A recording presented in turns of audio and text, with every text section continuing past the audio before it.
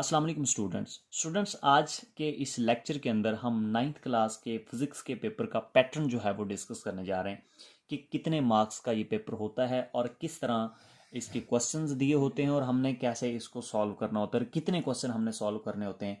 ये सारे सवालों के जवाब आपको मिलेंगे आज के इस वीडियो के अंदर। तो स्टार्ट करते हैं आज के इस इंटरेस्टिंग लेक्चर को।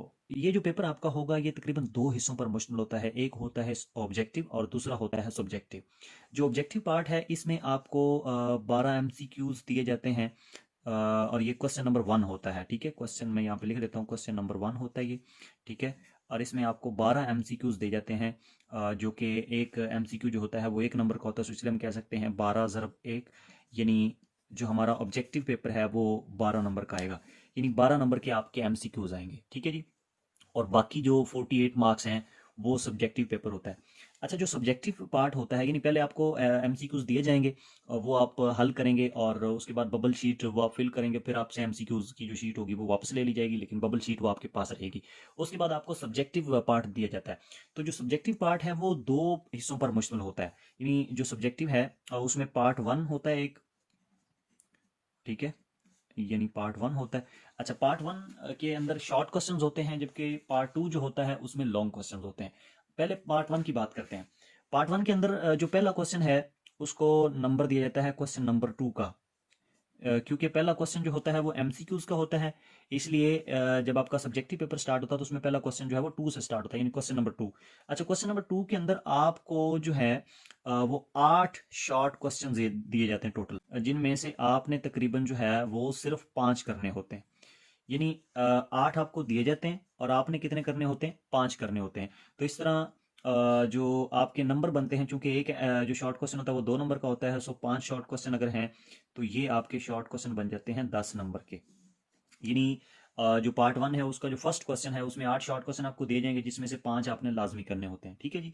अच्छा, उसके बाद होता है क्वेश्चन नंबर 3। जो क्वेश्चन नंबर 3 है इसमें भी आपको 8 शॉर्ट क्वेश्चंस दिए जाते हैं। ठीक है, और 8 में से आपने सिर्फ 5 करने होते हैं, और इस हिसाब से देखा जाए तो यहाँ पे भी आपके 10 नंबर बनते हैं। इसी तरह अगर क्वेश्चन नंबर 4 की बात करें हम, तो क्वेश्चन नंबर 4 में भी जो है वो आपको क्वेश्चन नंबर 4 में भी आपको जो है वो 8 ही शॉर्ट क्वेश्चन दिए जाते हैं, जिनमें से आपने 5 करने होते हैं, और 2 नंबर का चूंकि एक शॉर्ट क्वेश्चन इसलिए यहाँ पे भी आपके नंबर बनते हैं 10। तो देखा जाए तो जो पार्ट 1 है वो 3 हिस्सों पर मुश्तमिल होता है, question number 2, question number 3, question number 4, और हर हिस्से में आपको 8 शॉर्ट क्वेश्चन दिए जाते हैं, जिनमें से आपने 5 करने होते हैं। ठीक है, तो इस तरह जो पार्ट 1 है इसके टोटल मार्क्स बन जाते हैं 30 मार्क्स। 10 नंबर ये वाले इस क्वेश्चन के, 10 नंबर इस क्वेश्चन के, एंड 10 नंबर क्वेश्चन नंबर 4 के। अच्छा, उसके बाद पार्ट 2 स्टार्ट होता है। तो पार्ट 2 की अगर हम बात करें तो उसमें जो है वो आपको 3 लॉन्ग क्वेश्चन दिए जाते हैं, यानी question number 5, question number 6 and question number 7। ठीक है, और हर क्वेश्चन दो हिस्सों पर मुश्तमिल होता है। एक पार्ट ए होता है और दूसरा बी।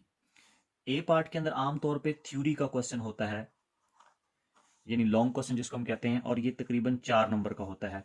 और बी पार्ट के अंदर कोई न्यूमेरिकल प्रॉब्लम होता है, ठीक है, जो कि तकरीबन 5 नंबर का होता है। सो हम कह सकते हैं कि क्वेश्चन नंबर 5 जो होता है ये टोटल 9 मार्क्स का होता है।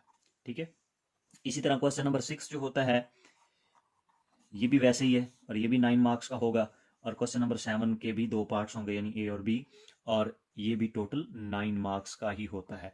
लेकिन इस पार्ट 2 में से क्योंकि 3 क्वेश्चन दिए हुए हैं, क्वेश्चन नंबर 5, क्वेश्चन नंबर 6 और क्वेश्चन नंबर 7, लेकिन हमने इसमें से कोई से 2 पार्ट करने होते हैं। लाइक अगर हम क्वेश्चन नंबर 5 और 6 करना चाहें तो हमें 7 को करने की जरूरत नहीं है, 6 और 7 भी कर सकते हैं, 5 को करने की जरूरत नहीं है, 5 और 7 भी कर सकते हैं, 6 को करने की जरूरत नहीं है। लेकिन याद रखें कि जो क्वेश्चन आप शुरू करें आपका वो पूरा क्वेश्चन काउंट हो जाएगा, चाहे आप उसमें सिर्फ एक पार्ट कर लें, सो एक पार्ट के आपके नंबर लग जाएंगे, दूसरे के आपके नंबर ज़ाय हो जाएंगे। सो इसलिए जो भी क्वेश्चन करें उसके दोनों पार्ट्स कंप्लीट करें अगर आप 9 नंबर लेना चाह रहे हैं। अच्छा, बाज़ दफ़ा लोग ये करते हैं कि इस क्वेश्चन नंबर 5 का ए लिख देंगे और क्वेश्चन नंबर 7 का बी बीच में जड़ देंगे, तो ऐसा करेंगे तो वो आपका क्वेश्चन जो है वो किसी एक पार्ट के वो आपको नंबर देगा। डेफिनेटली जिसके कम नंबर होते हैं वही शायद वो लगाते हैं। सो जो भी क्वेश्चन करें, लाइक क्वेश्चन 5 करते हैं तो आप उसका ए भी लाजमी करें, और क्वेश्चन 6 का अगर आप करते हैं तो उसका भी ए भी लाजमी करें। अच्छा, ज़रूरी नहीं है कि आप बिल्कुल सही लिखें, अगर आपको आते हैं तो आप लिखें, अगर आपको नहीं आते तो आपको आपका जो सही लिखा होगा उसके आपको नंबर मिल जाएंगे, जो आपको नहीं आता होगा उसका नंबर आपको फिर डेफिनेटली नहीं मिलेगा। तो इस तरह देखा जाए तो ये आपके 60 मार्क्स पूरे हो गए जी। 12 नंबर के एमसीक्यूज और 30 नंबर के शॉर्ट क्वेश्चन, ये हो गए हमारे पास 42 यानी मार्क्स। और बाकी अगर देखा जाए लॉन्ग क्वेश्चन चूंकि दो करने होते हैं, क्वेश्चन नंबर 5 जैसे 9 मार्क्स है, क्वेश्चन नंबर 6 भी 9 मार्क्स का है, तो 9 और 9 18 होते हैं। 18 नंबर के आपके लॉन्ग क्वेश्चन होते हैं, और 42 और 18 ये हमारे पास 60 नंबर का पेपर हो जाता है। तो याद रखें ये 10th क्लास के लिए भी है यही पैटर्न है, और 9th क्लास के लिए भी यही पैटर्न है।